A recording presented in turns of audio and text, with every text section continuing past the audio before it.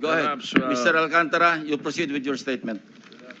Your Honor, okay lang po bang makapagbigay ako ng opening statement ko po? Proceed, proceed. Ano bang gagawin natin dito? Ma- Magandang umaga po sa inyong lahat. Tinatanggap ko po na ako po ay hindi nakasagot sa maraming tanong ng mga nakakaraang huling araw upang maproteksyonan ang institusyon na aking minahal sa loob ng 30 taon. Subalit, nitong mga nakang araw, ako po ay nakapag-isip-isip na tumulong na lamang po sa investigasyon na to para po sa bayan. Narito po ako sa harapan nyo ngayon upang tumulong ng buong puso, abot ng aking makakaya, upang makapagbigay linaw sa katanungan sa investigasyong ito. Naintindihan ko po na hindi lang mainit ang isyong aking kinakaharap sa kasalukuyan. Mararamin po ang galit sa aming mga kasama sa DPWH dahil sa mga nabanggit na mga sinasabing katiwala sa aming ahensya. Hindi ko na po titingnan to. Ito po galing sa puso ko. Nangangamba po kasi ako sa seguridad ng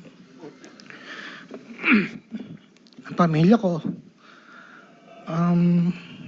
Ito pong aking salaysay ay marami pong mga tao na mababanggit at ako po ay humingi ng tawad sa mga tao na to, pero kailangan ko pong sabihin yung katotohanan.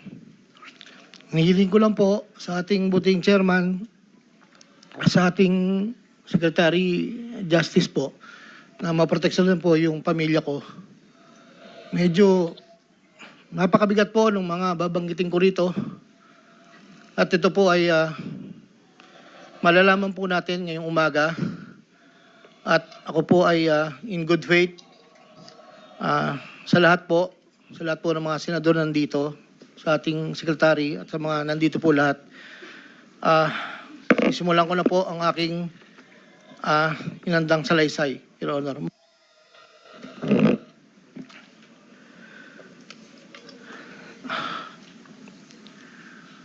Sa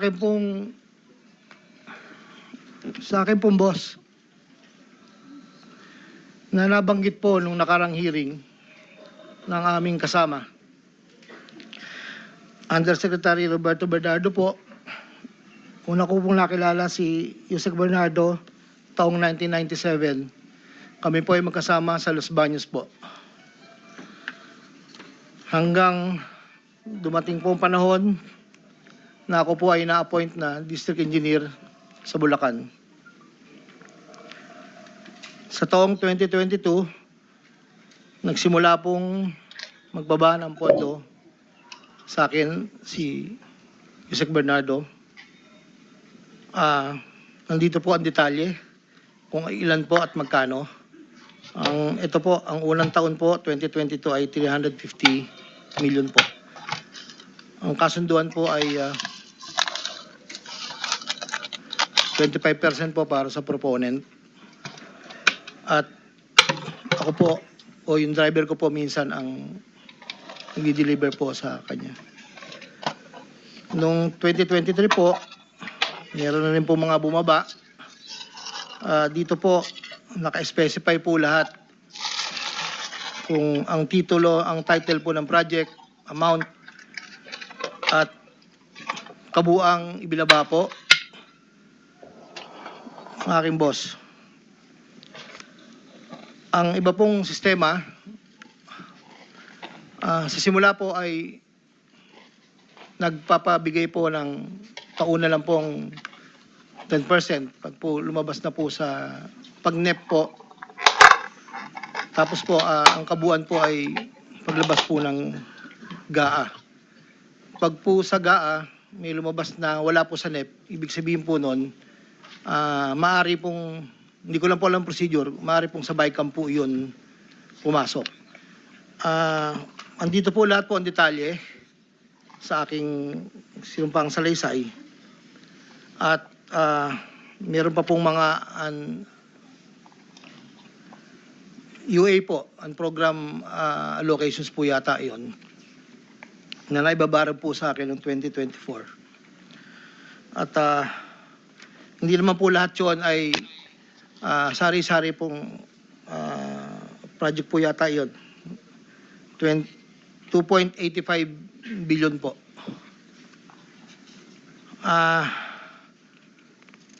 Yung pong sa 2024 na UA, bukod po yung meron pong BICAM and NEP. Nandito po lahat po ang detalye. Ito lang po kasi yung record na nakuha ko po sa sariling file ko po. At yun po ay meron pong portion doon na merong 30%, meron pong 25%. Depende po sa proyekto. Ang huli po ay itong 2025. Meron halagang 2.55 billion po. 1.65 sa NEP at 900 million sa GAA. At ganoon din po ang sinabi niya sa akin sa proponent po. Doon po sa sinasabi na meron daw pong ang ating Senator Jinggoy Estrada na di umano'y meron pong sa listahan na pinakita po noong nakarang hearing. Yun po, ako po ang nagpasa ng listing po kay Yusek Bernardo. At ang sabi niya po ay meron ka pa bang kailangan na worth 355, yun na lang daw po yung natitira. So ako po ay nagpasa ng listahan sa kanya. Ang pagkakabanggit lang po sa akin ay meron pang extra si SJE. So nung lumabas po yun, sa kanya ko rin po ibinigay, pero wala po akong direct na komunikasyon kay Senator Estrada at wala rin po akong, hindi po ako ang nagdadala, wala po kaming, hindi ko po nakakaharap Senator Jinggoy po. Si Yusek Bernardo lang po ang kausap ko. Doon naman po sa nasabi nung nakarang hearing po about the 600 million kay Senator Joel po. Ang totoo po noon, yun po ay multipurpose building. Ang request niya po talaga. Dahil hindi naman po na ma-accommodate nung nire-report ko po sa kay Yusek na hindi po ma-accommodate yung request. Nagkaroon po ng idea, kaming dalawa po ni Yusek Bernardo na tapatan na lang kung sa kwentahan lang po na ang proponent ganito, parang daw po mapagbigyan. So, nagpasa po ako ng listahan without the knowledge of Senator Joel. So, lumabas po yung pondo, I think, UA po. So, hindi po alam ni Sen na yun po ang pinalit namin sa multipurpose building. Wala pong alam si Senator Joel. So, yung bilanggit po na mayroon pong 25%. Ako po ang at si Yusek Bernardo ang nag-usap na gano'n na lang ang gawin para daw po matapatan man lang yung 1.5 billion na request po. Inayos ko po lahat yun at dinala ko po sa tauhan lang po ni Senator Joel somewhere in Bukawi po. Ang sabi ko po sa kanya, baka pwede, pakibigay mo lang to kay boss. Tulong ko to, kung ano man ang future na plano niya, yun po ay tulong ko. Pero hindi niya po alam na doon ko po kinuha sa flood control po. Ang pangapat po, taong 2021, nakilala ko po si Congressman Saldico. Sa pamamagitan din po ng numero po, binigay lang po sa akin ni Yusek Bernardo. Hindi ko lang po nilagay. Kasi po hindi naman po kasama siya nung kami nagkita sa Shangri-La, BGC. That was 2021 po. Ang unang usapan po namin ay susubukan pong makapagbaba ng pondo kung pwede po sa distrito ko. Taong 2022 po, unang bumaba po ay nagkakahalaga ng, tanda ko po, nandito po sa record, ay 519 po ang pagkakatanda ko po. After po noon, 2022, so yung 519 po, ang... Excuse me, engineer. Para mas maliwanag, basahin mo na lang yung sinumpang salaysay mo para hindi ka naliligaw. Opo. Para wala na omit, wala na dadagdag, mag-stick ka doon sa sinasabi mong Yes po. sinumpang salaysay. Ito po. Simula mo na lang doon Saldi sa simula. Oh. Basahin mo na lang ng dahan-dahan. Noong Agosto o Setyembre 2021, nagkakilala kami ni Congressman Saldico. Hindi, simulan mo sa simula mo na yung sa simula nung gist ng iyong salaysay. Yes Huwag po. na yung opening. Una ko nakilala si Undersecretary Roberto Bernardo. Nagkasama kami sa Laguna. Na-promote siya ng nag-promote siya hanggang Undersecretary. Si Yusek Bernardo ang tumulong sa akin para may talaga ako bilang District Engineer sa Bulacan First DO noong 2019, panahon ng Secretary ng DPWH si Secretary Mark Villar. Nung panahon na yun, ang tanda ko po, Undersecretary for Operations sa Visayas, si Yusek Bernardo. Taong 2022, na magsimulang magbaba ng pondo sa aking DO, si Yusek Bernardo, ang kasunduan ay 25% para sa proponent. Ang proyekto ayon kay Yusek Bernardo, ang kabuuan ng mga proyektong naibaba ni Yusek Bernardo sa aking DO ay nagkakahalaga ng 350 million na sumusunod. Nandito po. Noong 2023, ang kabuuan ng mga proyekto na ibaba ni Yusek Bernardo sa aking DO ay halagang 710 million.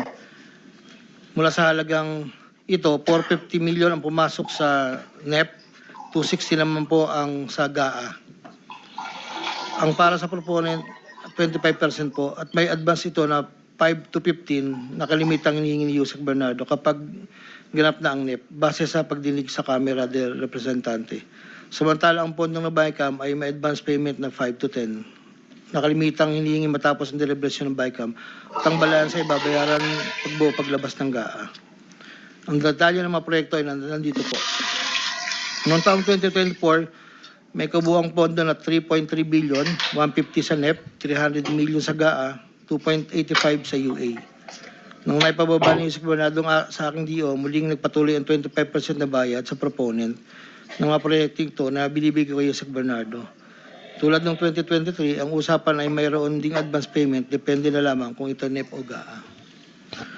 Kaya limitang inutusan ko ang aking driver na dalhin ang proponent kay Yusek Bernardo, minsan po sa parking ng Diamond Hotel. Ang detalye ng NEP 2024 ay may andito po nakasulat po.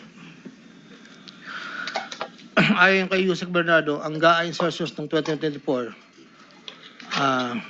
na magkakalaga ng 300 para po 300 million na para kay, sabi niya po sa akin, para kay Senator Bong Revilla na noon ay kumandidato bilang senador para sa 2025. Sinabihan ako ni Yusek Bernardo, Henry, kay Sed Bong yan, baka gusto mo tumulong sa kanya. Dagdagan mo ang proponent ko na bahala. Sinabi ko kay Yusek Bernardo, sige po boss. Kaya po imbis na 25, naging 30 ang naging proponent. Doon po sa 3 project na nakalagay po dito. Ang project po ay construction of flood control structure along Angat River, Sipat Section Plaridel, construction of flood control structure along Angat River, Lumang Bayan, construction of flood control structure along Giginto River, Malis Section, Giginto. Ang total po ay 300 million po. Yun po ay ayon kay Yusek Bernardo. Never ko pong nakakausap si Senator Bong Revilla. Never po. Makikita sa listahan ng mga proyektong galing sa U8 2024 na hindi lamang flood control ang mga proyekto, subalit ang proponent ay naglalaro sa 25 hanggang 30%. Noong taong 2025 ay may kabuuang halaga na 2.55 billion na ipababa ni Yusek Bernardo sa aking DO.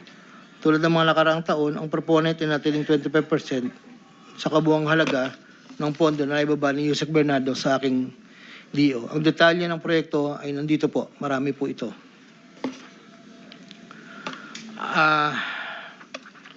Taong 2022, yun nga po, nabanggit ko kanina, humiling si Senator Joel Villanueva ng proyektong multipurpose building, ikakalaga ng 1.5B. Sa halagang 1.5B ay 600 million lamang ang napagbigyan na pondo para sa multipurpose building. Hindi ito napagbigyan, kaya napilitan kaming gumawa ng paraan ni Yusek Bernardo. Hindi humingi ng partikular na proyekto o porsyento si Senator Joel, pero inutos ni Yusek Bernardo na bigyan na lamang ng proyekto na may katumbas na 150 million na proponent. Dahil dito, nabigyan si Senator Joel ng proyektong Unprogrammed Operations ng 2023, nagkakalaga ng 600 million na pawang mga flood control ng mga proyekto at kung saan susumahin na 25% ng proponent ay may halaga na 150 million. Hindi alam ni Senator Joel na flood control ang mga proyektong nailan sa kanya dahil ang aking pagkakalam ay ayaw po ni Senator Joel ang project na flood control. Ang halagang 150 million dila ko sa rest house sa Barangay Igulot, Bukay, Bulacan, na iniiwan ko po sa tao niya na ang nagangalan lang pong Peng. Sinabi ko kay Peng na pakibigay na lang kay boss, tulong lamang yan para sa future na plano niya.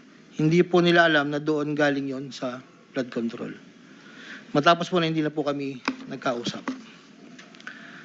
Sa kay Senator Jinggoy naman po, sa pagkakatanda ko, nasa 2024 budget hearing kami sa Senado. Kasama ko si Yusek Bernardo sa pagitan ng alas 9 hanggang alas 10 ng gabi. Habang kami naghihintay, tinanong ako ni Yusek Bernardo kung meron pa akong gustong lagyan at meron pang available na 355 si SJE. Ayon po kay Yusek Bernardo. Sabi ko po, boss, meron naman. Sagot ni Yusek Bernardo sa akin na ipasok ko agad sa kanyang listahan ng oras na yon. Agad-agad po akong nagpagawa ng listahan sa staff ko at sa loob ng 10 to 15 minutes, pinasa ko na po ang listahan kay Yusek Bernardo. Ito po ang listahan ng mga proyekto na banggit. Ito po ay puro pumping station po with floodgates. Ito po ay phase 3 dahil may nauna na pong phase 1, phase 2. Ito po ay 7 project. Meron pong 360 million, isang 45, isang 50, dalawang 40 million na may kabuang 355. Ang proponent po nito ay 25% at binigay ko yung Yusek Bernardo kasama ang may iba pang proponent ng mga pondong binaba niya sa akin para sa taong 2025. Wala po akong direktang transaksyon o direktang pakipag-ugnayan kay Senator Jinggoy. Pangapat, Congressman Elsaldi ko. Noong September 2021, nagkakilala kami ni Congressman Saldico sa isang pagtitipon meeting sa Shangri-La, Bonifacio. Doon ay napag-usapan namin ang plano ni Kong Saldi na sumubok na magbaba ng pondo papunta sa aking distrito para sa iba't ibang proyekto. Pagkalipas ng higit kumulang na isang buwan mula sa aming unang pagkikita, ako ay nagpasa sa kanyang listahan ng mga proyekto na may kaugnayan sa flood control at ang mga proyekto yung tayo lumabas sa General Appropriations Act of 2022 na nagkakahalaga ng, andito po, 1, 2, 3, 4, 5, 6, 6 na proyekto po to at ang pagkakatanda ko po to ay 519 million ang una po.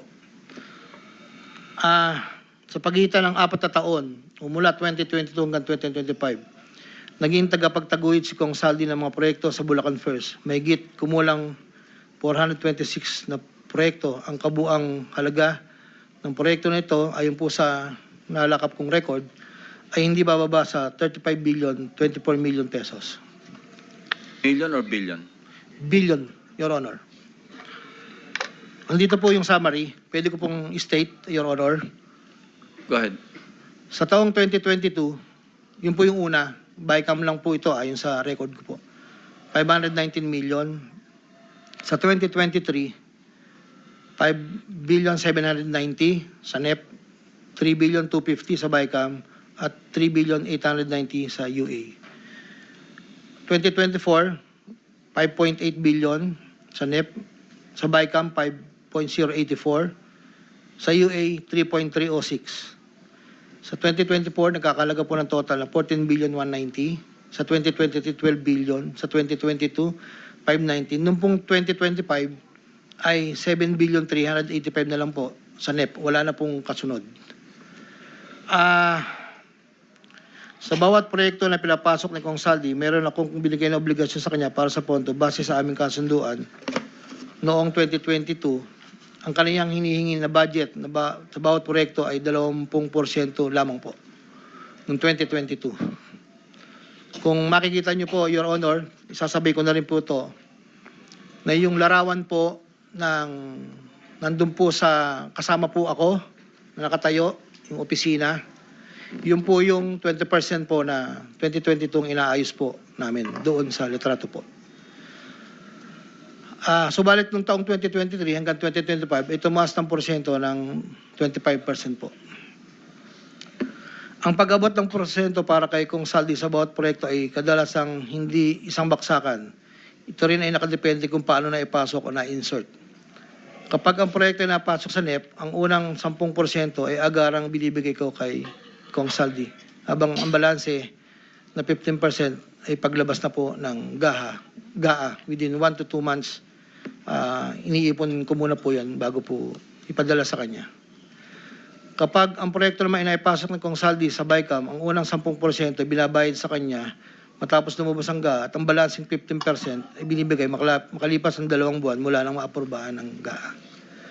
Pero kapag proyekto ay naipasok gamit ang UA, ang 25% ay agarang iniipon ko pat ibinibigay kay Kong Saldi.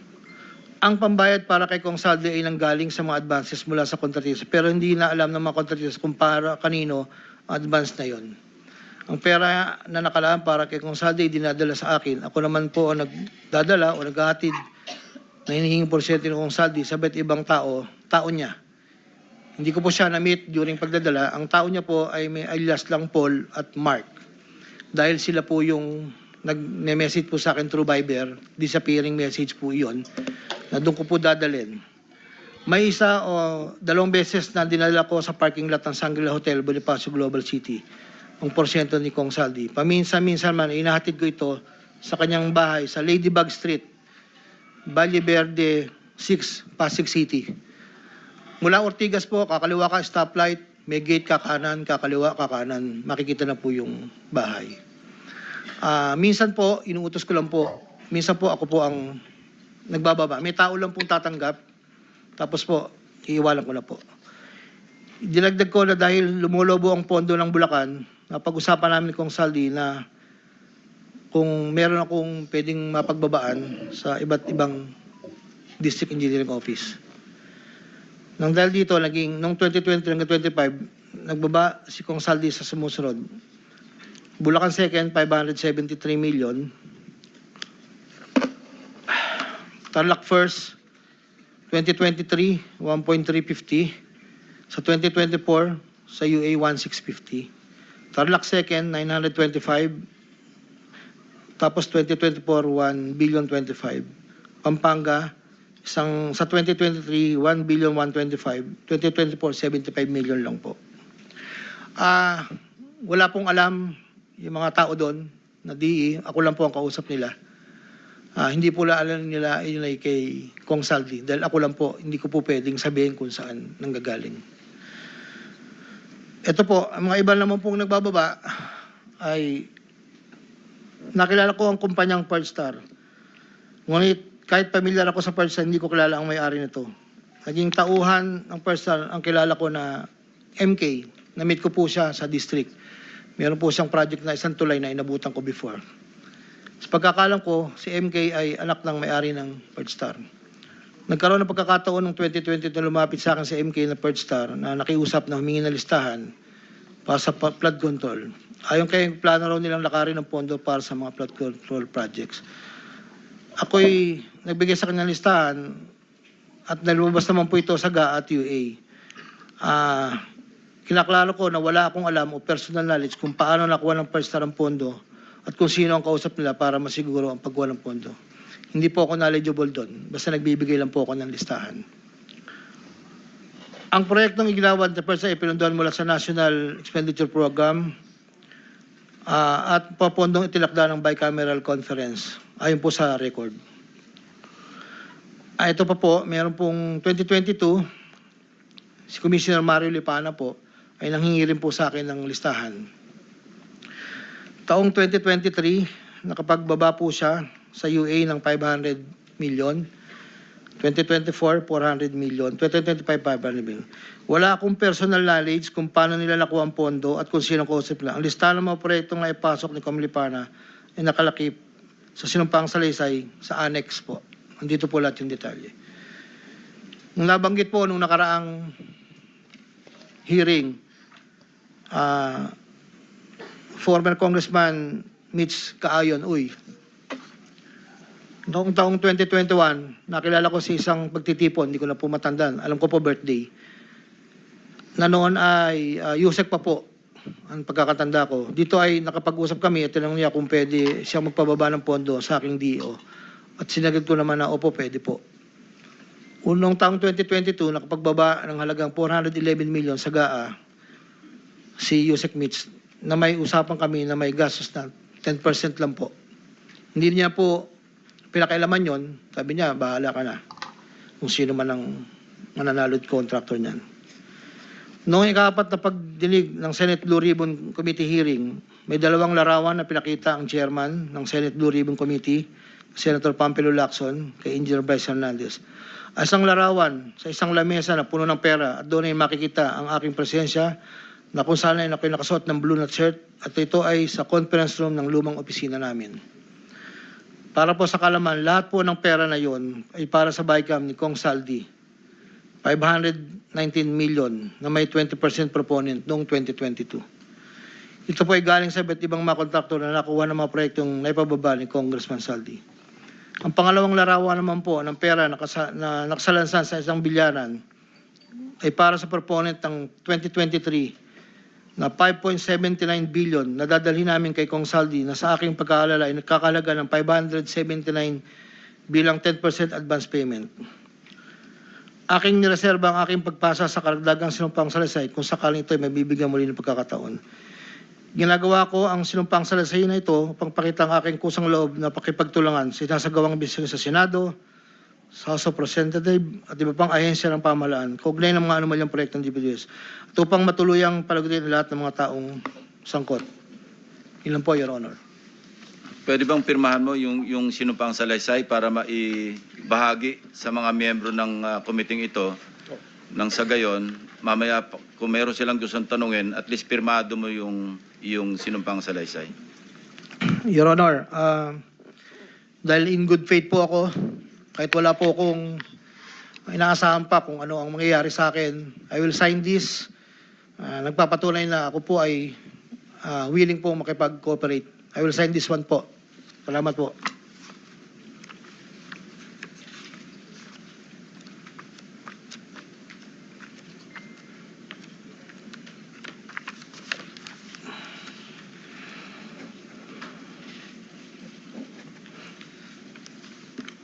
While he's signing, Secretary Remulla, I understand you have a manifestation.